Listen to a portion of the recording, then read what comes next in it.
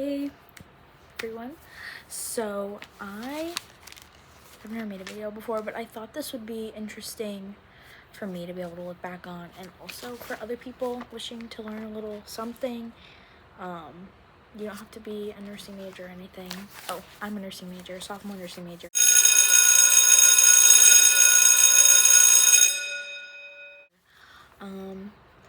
And I'm just gonna be talking about a little bit about, every week, every couple days a week or something, whenever kind of I have enough information to make a video. I'm just gonna be talking about like my notes and like just educating the public. And today, my first video, I want to keep it kind of simple because I've never done this before. So I'm gonna do skills testing, and this skills testing is gonna be about vitals. So vitals can look different per facility you work at. So you won't always do all these things, or a lot of times you'll do most of these things, but you also will do additional things depending on where you work. But this is kind of the basics. This is just kind of, sorry if you can hear my notes, but this is kind of just what they do. So I'm just gonna start out, and this is step by step, so I'm just gonna go in order of what you would do. This order's kind of important. I don't know, and I'm just gonna put in some tips and tricks, and also I'm going to explain stuff so that maybe you're nervous to go to the doctor for your checkup, or you're like anything like that. I got you. This is really gonna break it down, and also maybe help you be able to perform some of this stuff if you want to, and check your own stuff. It might be a little bit hard for some of these to do on yourself, but to do them to others and to show someone else how to do them can be good. So let me shut up and talk now about this. So the first step is they're going to introduce themselves to you, or if you're the nurse, you're introducing yourself to them.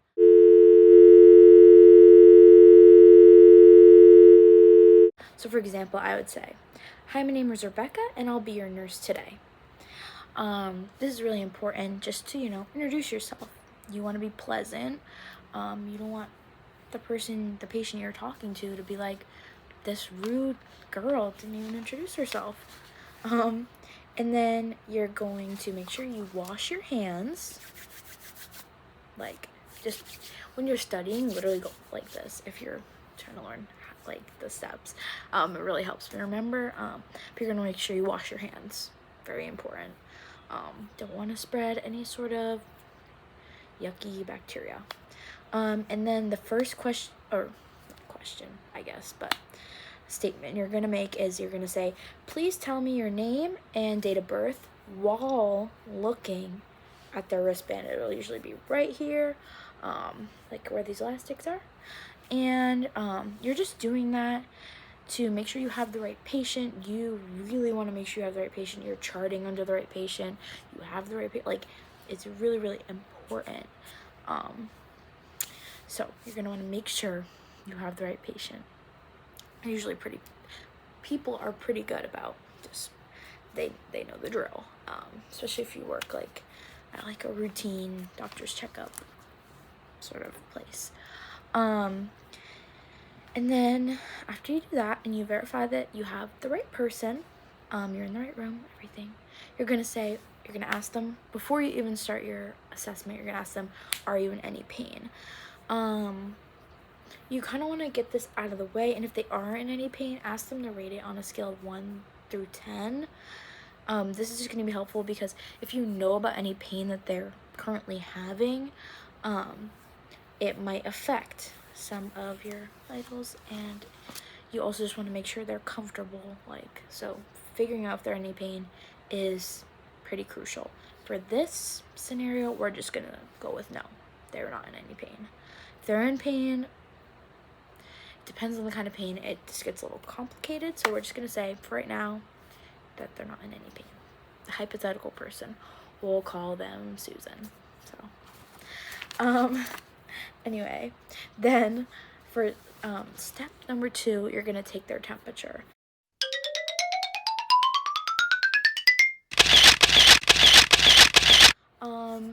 You could take temporal. You could take, really, any temperature is pretty good. I would stay away from rectal temperature. It's more invasive than you'd like to be, and it's not really standard anymore. So sorry. So you're gonna take temperature and you're gonna chart their temp. Note if there's any, a high temperature is usually, you're not gonna really get a low temperature, but if you do, chart that too. Just put, if it's not regular, make a note of it. Your next step is you're gonna be taking the pulse.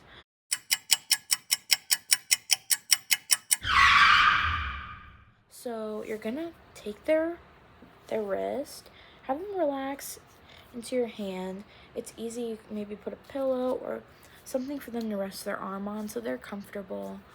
Grab their wrist, and it's gonna be right kind of under, like right here, under your thumb. You're gonna take your 2 fingers to check this. And you're gonna listen, or feel, not listen, feel for 30 seconds if they have a regular pulse. And if they have an irregular pulse, you're going to listen for the full 60 seconds. If you're taking it just for the 30 seconds, multiply it by 2 when you chart it so that it accounts for 60 seconds worth.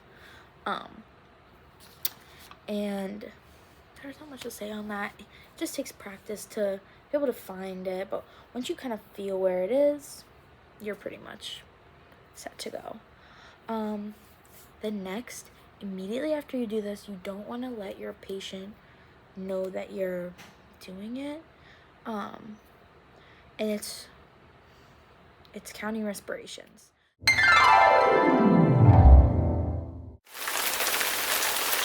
So you're gonna watch them,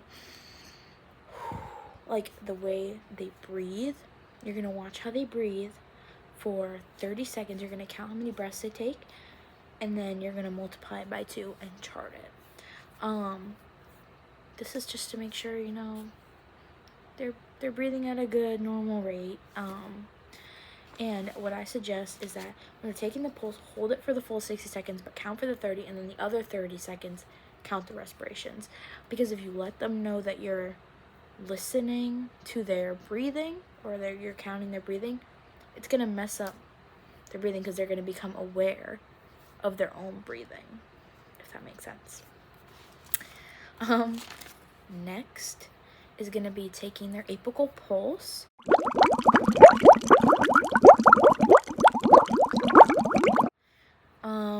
And I'm going to explain. So the apical pulse is, you're going to go to your sternal notch, then you're going to go to your angle of Louis, which is going to be towards your left, and then you're going to count down to the 5th midclavicular line. And if they have a lot of breast tissue, it can be hard. Let's see, I can't tell. So you can go even under and have them kind of lift and go under. And you're going to count. You're going to find the beats. You're going to use your stethoscope. And you're going to find the beats, and you're going to count for 1 minute. It's important to make sure you count for the full minute. Do not do 30 seconds and multiply it. Count for the minute. And chart that. And then we get on to blood pressure.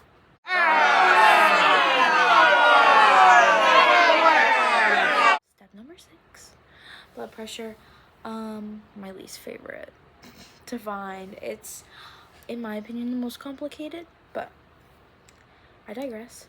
So the first thing you want to do is measure the cuff against your patient. You want to make sure you have the right size cuff, because the cuff being too big or too small will alter the results and could give them an abnormally high or low blood pressure, depending if it's too big or too small. Once you figure out that the cuff will fit, correctly, you're gonna palpate for the brachial artery. It's gonna be like right here. You're gonna be able to feel, take your 2 fingers and feel and palpate. Palpating is this a fancy way of saying you're pressing into the skin and you're feeling for that artery. You're gonna feel their pulse, and you're gonna know, oh, that's the brachial artery. And then you're gonna place the cuff right around the arm, and there's gonna be a little arrow pointing down. You're gonna put that pointing towards the brachial artery, and you're gonna want to put it 2 inches above where the brachial artery is. That's where you want the cuff to end.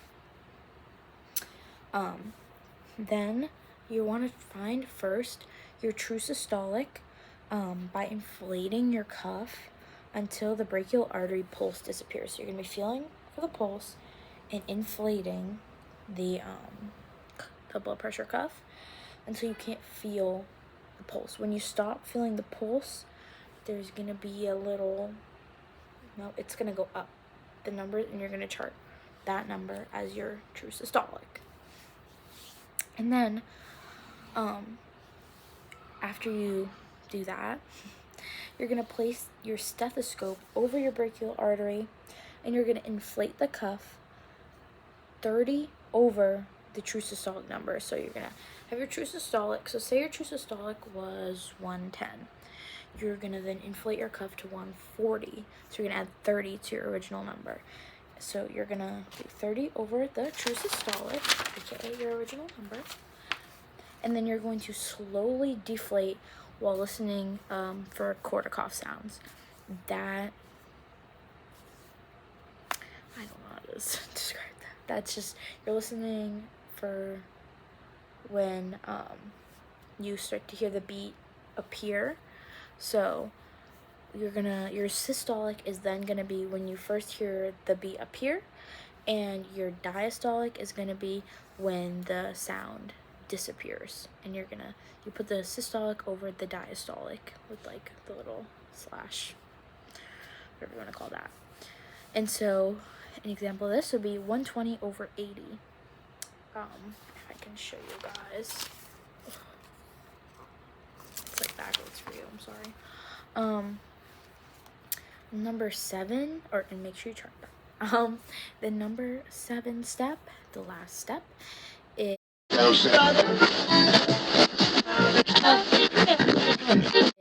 gonna ask a few questions before you leave the room. You don't want to just be like, okay, took your vitals, bye. No, you want to make sure you are maintaining that respect towards your patient. So you're gonna ask them, 1, are you in a good position? You want to make sure they're in a good, comfortable position, especially, someone that's like a fall risk, someone that might, be susceptible to falling. If they're not in a good position, if they try to get up and move themselves, that can become really dangerous for them. So you want to make sure that's not happening. So make sure you ask them if they're in a good position, and if they're not, help them get into one. And then you're going to ask them, do you need anything? If they need something, a drink, anything like that, you want to make sure you bring it for them. And then you're going to make sure that they have the call light. If they are in an ER or something, you're going to make sure you bring them the call light. And then you're going to want to say your pleasantries. So that would be like, for example, all right, thank you for letting me take your vitals. I will be back, whatever time you want to be back. And then you're going to say goodbye. And you're going to walk out, and make sure you're closing the curtain when you leave. Give your patient privacy. Privacy is really important for making your patient feel comfortable. And so that is kind of the step-by-step. If you guys want a video of me actually doing the vitals, and maybe I'll make one anyway, just for me to look over too. But if you want a video of the actual vitals, let me know, or I can link some to like a playlist or something, because that's just kind of like the explained version of it. But I hope that this helped, And I'm gonna be making some other videos, I think, on Pentateuch, you know, the Old Testament, just classes I'm in mental health nursing class, nutrition, stuff like that. So if you guys want that, or if you have anything you have questions on, I can make videos on that too and try to explain. But thank you everyone for watching, and I will see you next time I post. Goodbye.